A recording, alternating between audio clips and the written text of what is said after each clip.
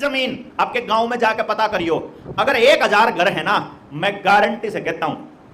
990 घर से पावेंगे जिनकी जमीन बैंकों में नीलाम हुई पड़ी है केसीसी के नाम पे। कोई 2-4 घर मिलेंगे जिन्होंने केसीसी नहीं बनवा रखा, नहीं तो सबकी व्यक्तिगत जमीन भी बैंकों में पड़ी है और सरकारी जमीन वहां जाली है। और ऊपर से एक खुशखबरी दे देते हैं, 15 दिन पहले नरेंद्र मोदी की सरकार ने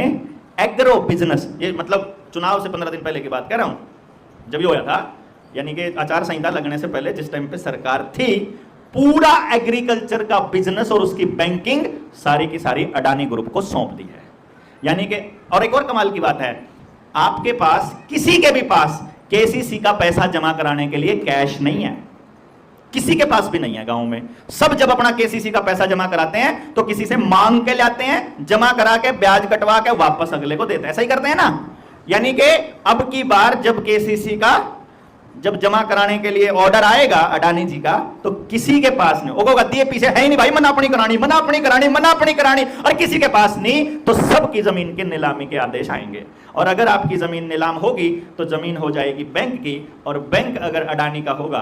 तो जमीन हो जाएगी अडानी की, और अडानी का सारा पैसा शेयर मार्केट में, और शेयर मार्केट चलती वहीं से है, वॉल स्ट्रीट, न्यूयॉर्क, और फिर लंदन, और फिर इजराइल।